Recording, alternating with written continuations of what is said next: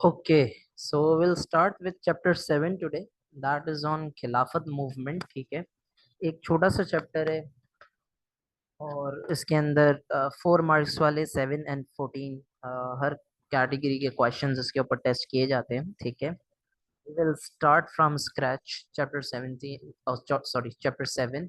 ठीक है, it's all about खिलाफत movement. ठीक है, क्या थी, कैसे बनी और क्यों बनी and why it went into decline, khatam kyun ho gayi. ठीक है, so the first thing that we are going to study today is about establishment of the khilafat movement. ठीक है, ये बनी कैसे, establishment of khilafat movement. ठीक है, how was the khilafat movement formed. ठीक है, we will study the history कि ये बनी कैसे. सही है. अच्छा, थोड़ा सा मैं आपको पहले बैकग्राउंड दे दूं, उसके बाद मैं इस चीज के ऊपर आता हूँ. देखें, टर्की के अंदर, टर्की जो था बेटा, उसका पुराना नाम ऑटोमन एम्पायर था. और ऑटोमन एम्पायर जो था ना, it was ruled by an Islamic caliph. एक खलीफा उसको रूल करता था, जिसको आप उर्दू में खिलाफत उस्मानिया भी कहते हैं. ठीक है, उसको जो है ना वो हटाने के लिए ब्रिटिश ने थ्रेट किया कि we will now remove you. अब सवाल ये पैदा होता है, सर ब्रिटिश ने उसको क्यों थ्रेट किया? बिकॉज वर्ल्ड वॉर 1 के अंदर, वर्ल्ड वॉर 1 का टाइम पीरियड क्या है, 1914 से 1919 तक. ठीक है, वर्ल्ड वॉर 1 के अंदर टर्की ने ब्रिटिश के खिलाफ फाइट की थी. ठीक हो गई बात. तो अब मुसलमानों को, इंडिया के मुसलमानों को ये डर था कि अब चूंकि टर्की हार गया है तो ब्रिटिश उनके साथ बुरा ट्रीटमेंट करेगा टर्की के साथ.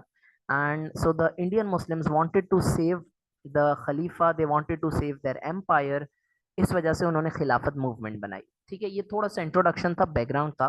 डिटेल्स हम अभी स्टडी करेंगे. इस टॉपिक के अंदर सबसे पहली चीज that we are gonna study is the first Khilafat conference. ठीक है, द फर्स्ट खिलाफत कॉन्फ्रेंस. सही है.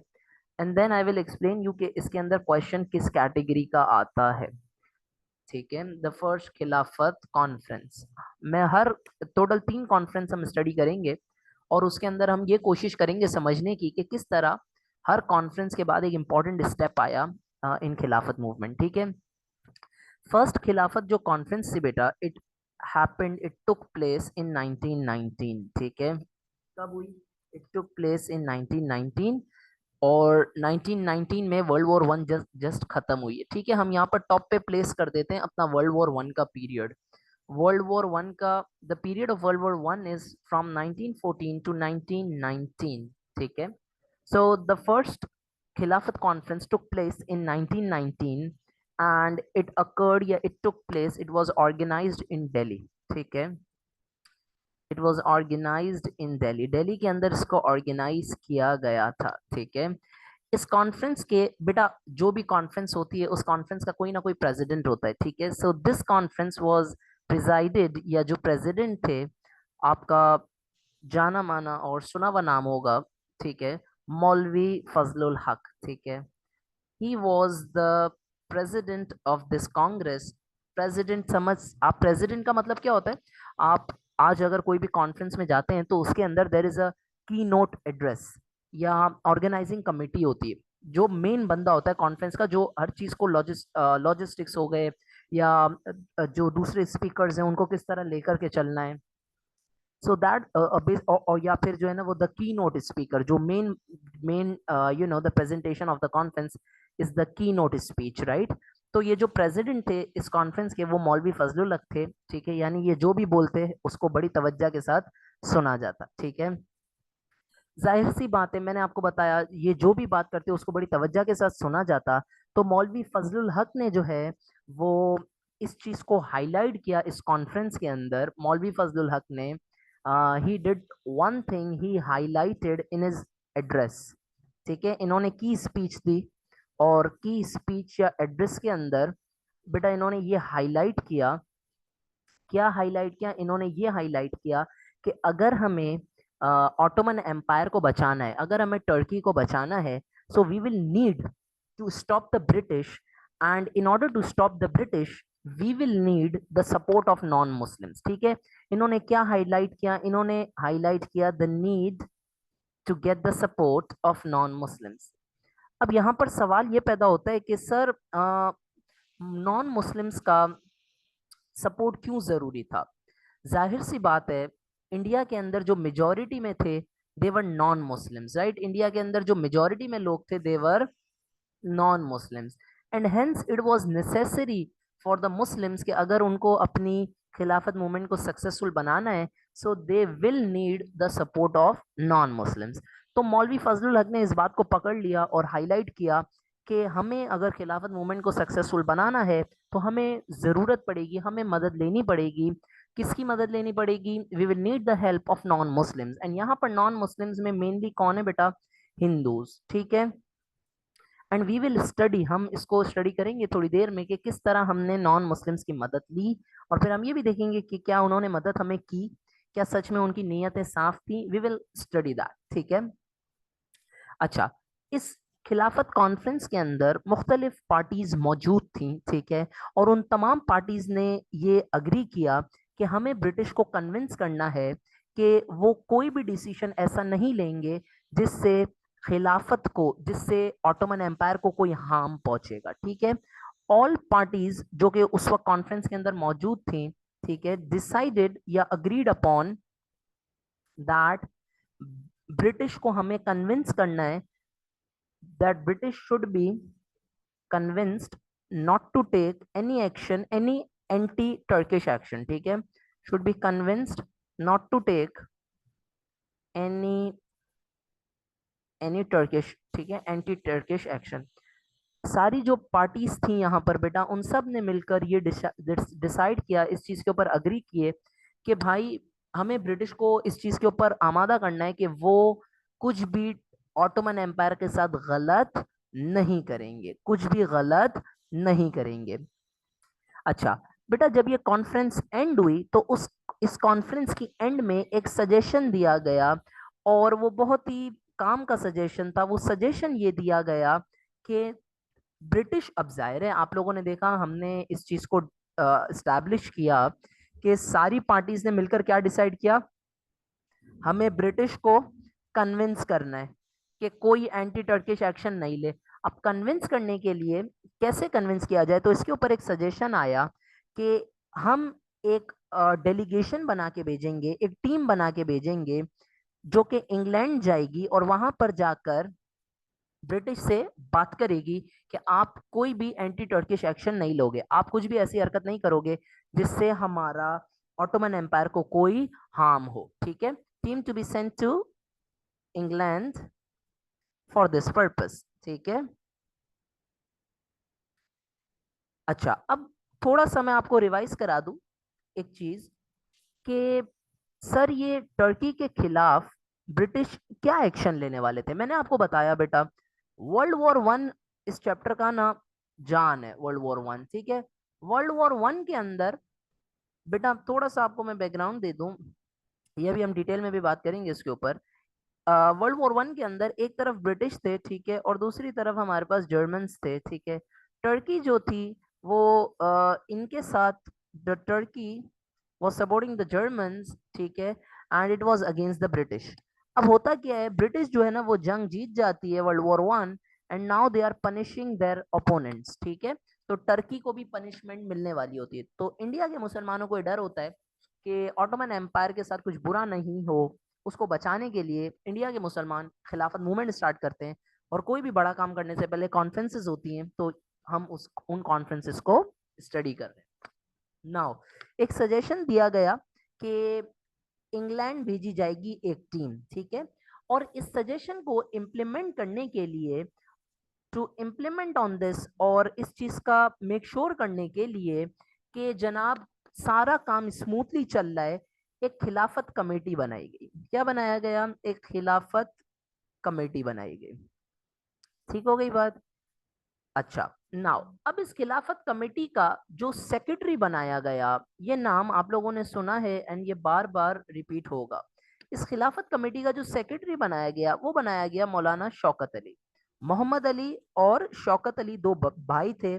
मौलाना Mohammad Ali Jauhar and Maulana Shaukat Ali Jauhar were two brothers and they were known as Ali brothers. ठीक है, नाउ अच्छा, अब हमने ये सोचा कि एक रिकमेंडेशन आई थी कि इंग्लैंड भेजी जाएगी एक टीम, ताकि वहां पर जाके ब्रिटिश को ये बता सके कि आप कुछ भी एक्शन ऐसा नहीं ले सकते जो कि ऑटोमन एम्पायर के अगेंस्ट हो। और इस टीम को बनाने के लिए, इस टीम को ओवरलुक करने के लिए, खिलाफत मूवमेंट को ओवरलुक करने के लिए हमने एक खिलाफत क्या बनाई थी बेटा, एक खिलाफत कमेटी बनाई थी, जिसका सेक्रेटरी हमने एक मौलाना शौकत अली जौहर को अपॉइंट कर दिया था। ठीक हो गई बात। अच्छा, अब क्या होता है, अब हमने थोड़ी देर पहले एक बात यहां पर देखी कि हमारी खिलाफत मूवमेंट सिर्फ तब सक्सेसफुल होती जब हमें किसका सपोर्ट होता, नॉन मुस्लिम्स का, हिंदूज का। तो यहीं से हम ये बात ऐड करेंगे कि इस कॉन्फ्रेंस के एंड में कांग्रेस और हिंदूज ने ये डिसाइड किया, कांग्रेस ने इस चीज के ऊपर अग्रीमेंट कर लिया कि हम खिलाफत मूवमेंट को सपोर्ट करेंगे। ठीक है, so we will write Congress agreed, या आसान कर लेते हैं, Congress declared their support for Khilafat movement, their support for Khilafat movement. अच्छा, now I will use K M for Khilafat movement. सही हो गई बात। अच्छा, अब सवाल ये पैदा होता है कि सर कांग्रेस सपोर्ट करेगी तो सही, लेकिन कांग्रेस कैसे सपोर्ट करेगी? तो आपको पता है कि कांग्रेस का जो मेन बंदा है, he is one and the only Gandhi. ठीक है, गांधी साहब जो थे, इन्होंने ये कहा कि हम आपको फुल सपोर्ट करेंगे, और इनको सिर्फ एक ही चीज आती थी, क्या?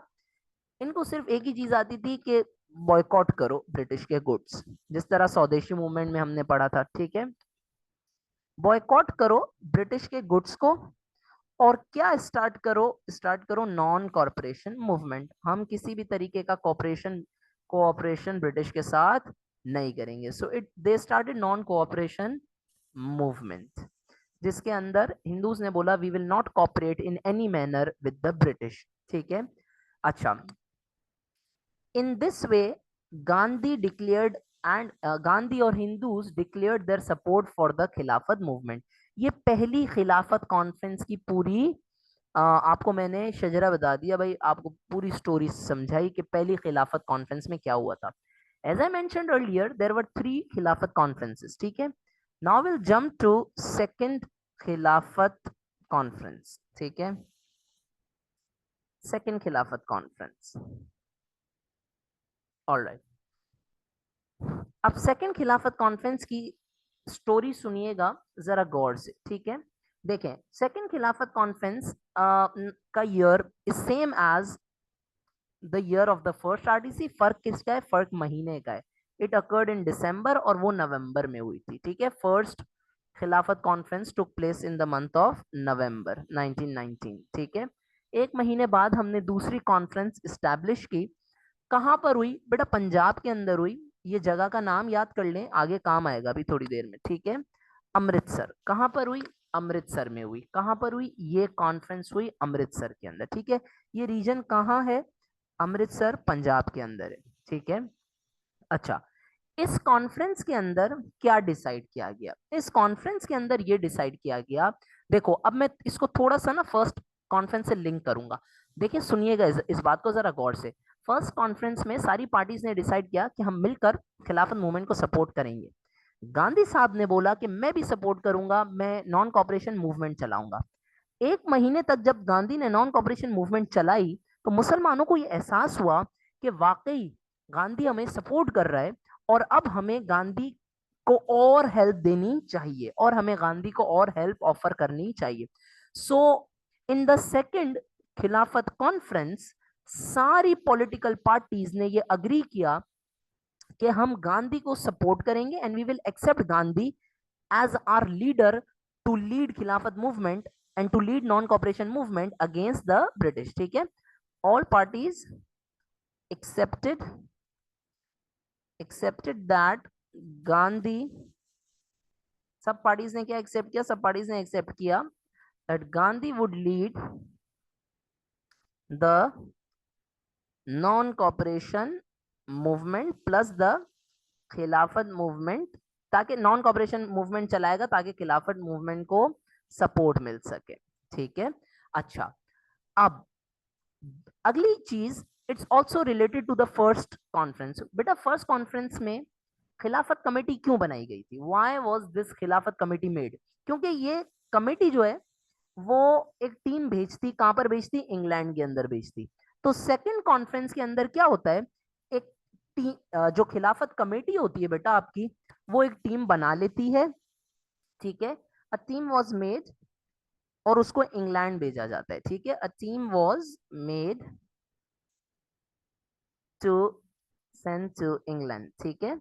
अच्छा, अब ये जो टीम होती है, जाहिर है इसका कोई ना कोई लीडर तो होगा। Who was the leader of this team? तो मैंने आपको बताया था कि दो अली ब्रदर्स हैं, ठीक है। मौलाना शौकत अली जौहर थे, जिनको सेक्रेटरी बनाया गया था इस खिलाफत कमेटी का। जाहिर है भाई ने बोला यार मैं भाई को इंग्लैंड जाने का चांस दूं, ठीक है। तो मौलाना मोहम्मद अली जौहर, ठीक है, मौलाना मोहम्मद अली जौहर was actually leading this team, ठीक है। और ये टीम किसने बनाई थी? खिलाफत कमेटी ने बनाई थी। और इस टीम का क्या काम था? ये जाती कहां पर? ये जाती इंग्लैंड, और वहां पर जाकर लोगों से मिलती। ये जो टीम थी आपकी, इसको एक नाम दिया गया, सिंपल सी बात है, खिलाफत डेलीगेशन। इसको बोला गया खिलाफत delegation. This team was called खिलाफत डेलीगेशन, ठीक है। अच्छा, अब ये टीम इंग्लैंड जाती तो सही, बट वहां पर जाके किससे मिलती, क्या करती? चने बेचती? नहीं। इस टीम को बनाया गया, the purpose of sending this team, the purpose of sending खिलाफत delegation was to meet the British Prime Minister, was to meet the British Prime Minister। Sir क्यों मिलना था उन्हें ब्रिटिश प्राइम मिनिस्टर से? इसलिए मिलना था ताकि वो मुसलमान ब्रिटिश प्राइम मिनिस्टर को ये बता सकें कि आपको कोई भी ऑटोमन एम्पायर के खिलाफ डिसीजन या फैसला नहीं लेना है, ठीक हो गई बात। So this team was sent to England, ठीक है। अच्छा, अब नेक्स्ट चीज पे आते हैं, अगले पॉइंट के ऊपर। अच्छा जस्ट अ सेकेंड ना,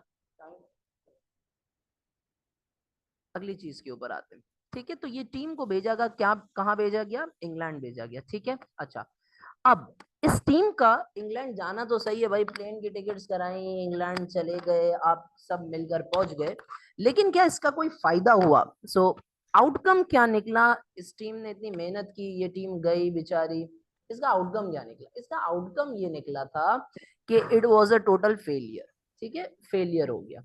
क्यों फेलियर हो गया? इसके पीछे रीजन ये था कि जो ब्रिटिश प्राइम मिनिस्टर था, he was prime minister was not willing to listen anything, was not willing to listen anything, वो कुछ भी सुनना नहीं चाहता था, was not willing to listen anything। वो उसने इंडियंस की सुनी ही नहीं, ठीक है, उसने इंडियंस की सुनी ही नहीं। जब ये हाल हुआ और इंडिया के अंदर ये बात पता चली कि भाई प्राइम मिनिस्टर के तो इतने भरम है, वो तो सुन ही नहीं रहा, तो यहाँ पर हमारे जो गांधी भाई हैं, ठीक है, उन्होंने क्या स्टार्ट कर दिया? He started again heavy protest, और अपनी शिद्दत बढ़ा दी। ही स्टार्टेड हैवी प्रोटेस्ट, ठीक है, अपने प्रोटेस्ट की शिद्दत बढ़ा दी। किसने बढ़ा दी? गांधी ने अपने प्रोटेस्ट की शिद्दत बढ़ा दी इंडिया के अंदर, ताकि ब्रिटिश को प्रॉब्लम्स फेस करने पड़े, ताकि ब्रिटिश को एडमिन प्रॉब्लम्स फेस करने पड़े। भाई जाहिर सी बात है, आपने इतनी बड़ी एक कमेटी बना के वहां पर भेजी है प्राइम मिनिस्टर से मिलने, और अगर प्राइम मिनिस्टर आपको मिलने से इनकार कर देता है तो आपकी तो हटेगी ना, तो आप क्या करेंगे? आपने इंडिया के अंदर गांधी और मुसलमान दोनों ने जो है ना, वो खिलाफत मूवमेंट को रुझान में रखने के लिए, पावर देने के लिए, उन्होंने और मजीद जो है ना वो नॉन कॉपरेशन और प्रोटेस्ट करना स्टार्ट कर दिए। Now these were the first two conferences. अब थर्ड के ऊपर आ जाते हैं, which is the last conference, ठीक है, third Khilafat conference. This is the third Khilafat conference, ठीक है। अच्छा, अब तक हमने ये देखा है कि मुसलमानों ने और हिंदूज ने मिलकर बहुत कोशिशें की हैं कि कुछ हल निकाला जा सके, किसी तरीके से ऑटोमन एम्पायर को बचाया जा सके, ठीक हो गई बात। अच्छा, अब ये क्या होता है सीन बेटा? ये जो थर्ड खिलाफत कॉन्फ्रेंस है, इट हैपेंस इन 1920। कहाँ पर हुई थी? आपके अपने कराची के अंदर हुई थी, ठीक है। इट हैपेंड इन कराची इन 1920, सख्त गर्मियों के टाइम पे हुई थी, जुलाई में हुई थी, ठीक है। सो अब इस थर्ड खिलाफत कॉन्फ्रेंस का मकसद क्या था? इसका मकसद जो एजेंडा था ना वो सिर्फ इतना सा था कि ब्रिटिश को प्रेशराइज किया जा सके, टू प्रेशराइज ब्रिटिश। भाई जाहिर सी बात है 6 महीने प्रोटेस्ट चलते रहे तो हिंदूज और मुसलमानों को ये चीज रियलाइज हो गई कि हमारे प्रोटेस्ट से फायदा तो हो रहा है, ब्रिटिश जो है ना वो प्रेशराइज हो रही है। तो ब्रिटिश को प्रेशराइज करने के लिए, मिल बांट कर डिसाइड करने के लिए कि क्या किया जाना चाहिए, इस कॉन्फ्रेंस को मुनक्कद किया गया। नाउ अब प्रेशराइज, ब्रिटिश को प्रेशराइज करने के लिए क्या क्या स्ट्रैटेजीज अडॉप्ट की गई, ठीक है। So all the strategies that were adopted were a part of non cooperation, ठीक है। स्ट्रैटेजीज टू शो या टू डिमॉन्स्ट्रेट नॉन कॉपरेशन, ठीक है। अच्छा, अब क्या स्ट्रैटेजीज थी भाई? वही घिसी पिटी स्ट्रैटेजीज हम यूज करेंगे। नॉन कॉर्पोरेशन यानी किसी भी किस्म का हम कॉपरेट नहीं करेंगे। हमने बोला say no to British titles, British titles हमें नहीं चाहिए, ठीक है। इसी तरीके से हमने बोला we don't need no to British goods, हमें ब्रिटिश के अलावा कोई सामान नहीं चाहिए। We don't need any of the British offered jobs, ठीक है। इसी तरीके से we don't need any seats in councils. these were different ways in which the Indians started to show their protest, ठीक है। उन्होंने बोला कि हमें ब्रिटिश का कुछ भी नहीं चाहिए। अच्छा बेटा, ये सब जब हो रहा था ना, ये सब जब हो रहा था तो मैं आपको एक छोटी सी एक एक ऐसी बात बताता हूँ जो हमें आगे भी काम आएगी, और ये बड़ी इंटरेस्टिंग बात है। बच्चों को जहनों में ये सवाल पूछना चाहिए अपने आप से। ये खिलाफत मूवमेंट के वक्त, ठीक है, खिलाफत मूवमेंट के वक्त हमारे जो इम्पोर्टेंट लीडर्स हैं जैसे जिन्ना साहब, इनका क्या मशवरा था? ये क्या कर रहे थे इस वक्त? और जैसे एक और लीडर है अल्लामा इकबाल, ये लोग क्या कर रहे थे? ठीक है, रहमत अली तो इज लाइक अभी तो उनका जिक्र नहीं है, अभी आएगा 10 साल बाद। ये दोनों क्या कर रहे थे बेटा? जिन्ना ने नॉन कॉरपोरेशन जो मूवमेंट थी, ठीक है, जिन्ना ने नॉन कॉरपोरेशन मूवमेंट को रिजेक्ट किया था।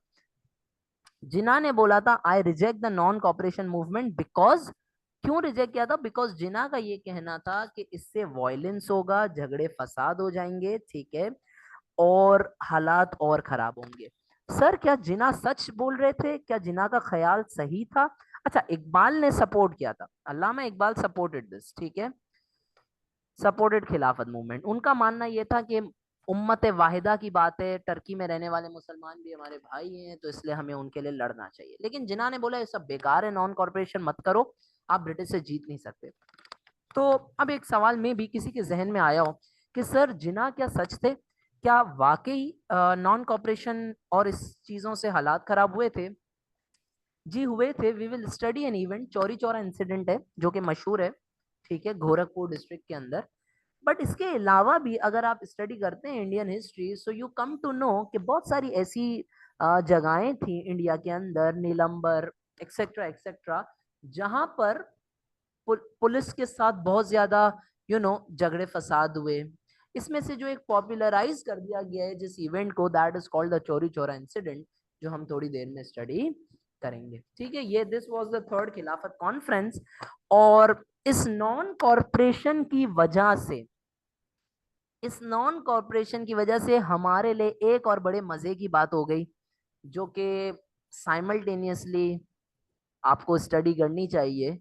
पता है क्या भाई? जिन्ना ने तो रिजेक्ट किया ना नॉन कॉरपोरेशन मूवमेंट को, लेकिन नॉन कॉरपोरेशन तो कंटिन्यू हुई। तो जिन्ना ने कांग्रेस से रिजाइन कर दिया, और वो सिर्फ और सिर्फ अब किसका पार्ट बन गए? He became only the part of Muslim league now. Now Jinnah was only in league. अब सिर्फ जिन्ना किस में थे? Now Jinnah was only in league. सही है।